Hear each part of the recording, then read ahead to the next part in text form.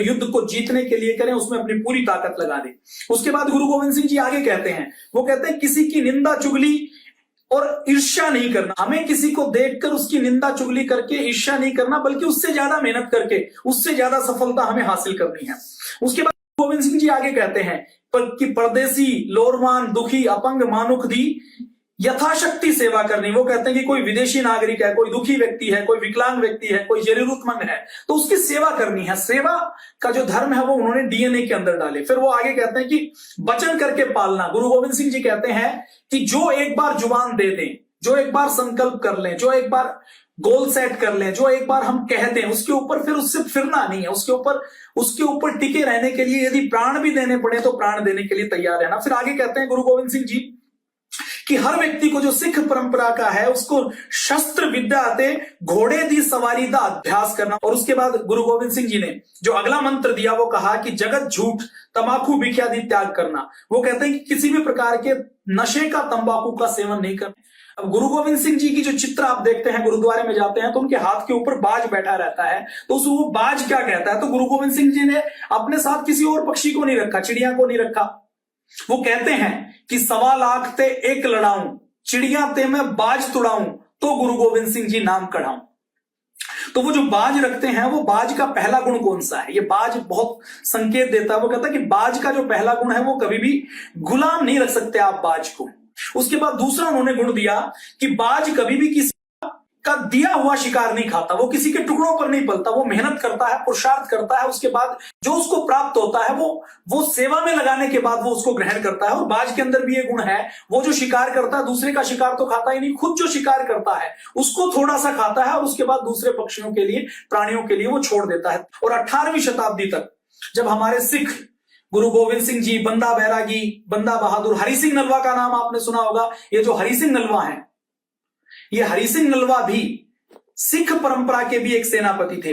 तो जो बाज की तरह सिख भी 18वीं शताब्दी तक गुरु गोविंद सिंह जी ने जो संदेश दिया, वो कभी भी अपना घर नहीं बनाते थे, वो लड़ते रहते थे, वो संघर्ष करते रहते थे। कहीं राज्य भी स्थापित किया तो वो दूसरे व्यक्तियों को दे दिया, उसको बांट दिया। गुरु गोविंद सिंह जी का जन्म आज ही के दिन 1666 में हुआ। 1666 में गुरु गोविंद सिंह जी का जन्म हुआ। उनके पिताजी का नाम पूज्य गुरु तेग बहादुर जी था। और गुरु तेग बहादुर जी को बलिदान के लिए प्रेरित गुरु गोविंद सिंह जी ने कैसे किया?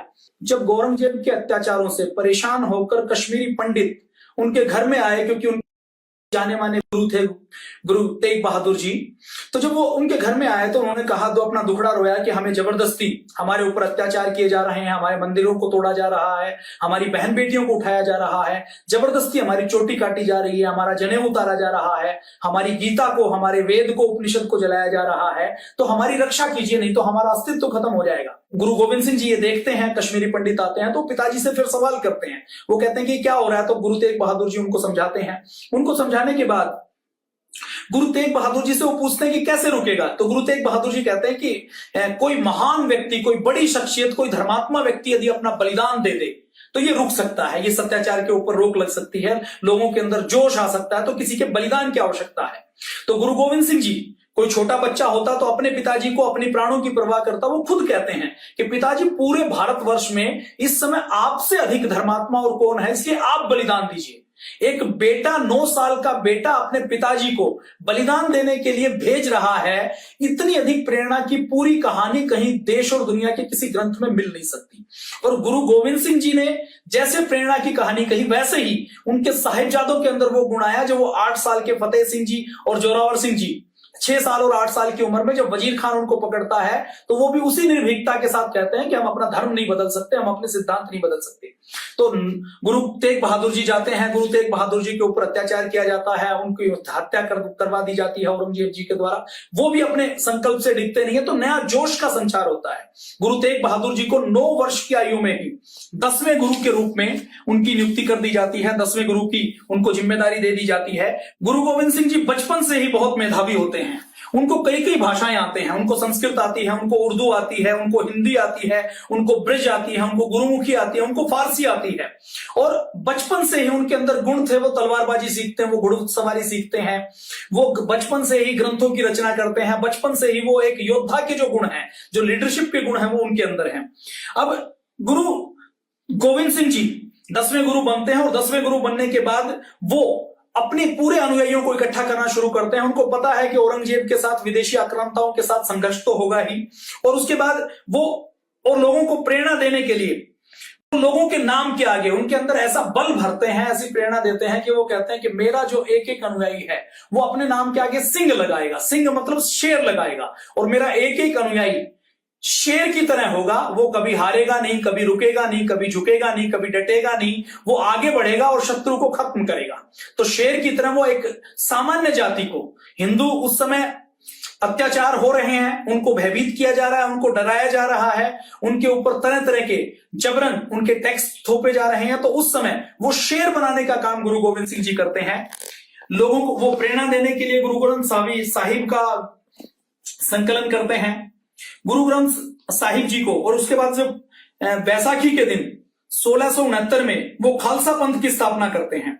चंडी दीवार के नाम से साहित्य की रचना करते हैं, जिसके अंदर जो ये हमने मैनेजमेंट की बातें की वो सारी बातें लिखी हुई हैं। और प्रत्येक सिख के लिए वो 5 ककार अनिवार्य करते हैं। वो कहते हैं कि हर सिख अपने केश रखेगा, कच्छा रखेगा, बड़ा कच्छा लंबा सा, कड़ा रखेगा, कंघा रखेगा और कृपाण रखेगा। वो एक सामान्य हिंदू जाति जो अहिंसा में विश्वास करती है, प्रेम में विश्वास रखती है, क्षमा में विश्वास रखती है, उसको शेर बनाने के लिए उसको योद्धा जाति में परिवर्तन कर देते हैं। और उन्हीं सिख परंपरा से प्रेरणा लेकर गुरु गोविंद सिंह जी के बाद पंजाब पराक्रमी राजा महाराजा रणजीत सिंह हुए हैं, जिनसे अंग्रेजों ने कभी भी, अंग्रेज जिनसे उलझे नहीं हैं, जिन्होंने अपना साम्राज्य का विस्तार बहुत दूर तक रहा है। बंदा बैरागी जिन्होंने सबको संकलित किया और एक बड़ी सेना बनाकर जिन्होंने लगातार औरंगजेब के साथ, मुगलों के साथ जिन्होंने संघर्ष किया। तो ये 5 कत्ते उन्होंने अनिवार्य किए और लगातार लड़ाई जारी की। गुरु गोविंद सिंह जी ने 14 से अधिक युद्ध लड़े और हर युद्ध में उन्होंने विजय हासिल की। बैसाखी के दिन उन्होंने खालसा पंथ की स्थापना की, लोगों से बलिदान मांगा, 5 लोग आगे आए, उन्होंने पंच प्यारों की उनको उपाधि दी और उनके साथ साथ उन्होंने लगातार संघर्ष का संकल्प लिया। जब नवाब ने औरंगजेब के इशारे के ऊपर दोनों साहिबजादों को जिंदा दीवार में चिनवाया, तो गुरु गोविंद सिंह जी ने औरंगजेब को जफरनामा लिखा। गुरु गोविंद सिंह जी ने औरंगजेब को चिट्ठी लिखी, तो उसमें यह लिखा कि औरंगजेब तेरा साम्राज्य खत्म होने वाला है। और आप ये देखिए कि एक साधु के, एक सन्यासी के, एक योगी योद्धा, एक संत सिपाही, एक सैनिक सूरमा के शब्दों में कितनी ताकत होती है। गुरु गोविंद सिंह जी के इस श्राप का असर देखिए, 4 से 5 साल के अंदर औरंगजेब की तबीयत खराब होती है। औरंगजेब की तबीयत खराब होकर औरंगजेब मृत्युशैया पर होता है, तो वो माफीनामा लिखता है। एक सम्राट जिसकी सल्तनत बहुत बड़ी है वो माफीनामा लिखता है, और एक साधारण सन्यासी, एक सैनिक, हमारे गुरु गोविंद सिंह जी, जिनके पास कोई साम्राज्य नहीं है लेकिन उनकी आध्यात्मिक शक्तियां देखिए कि वो जीत का जफरनामा लिख रहे हैं।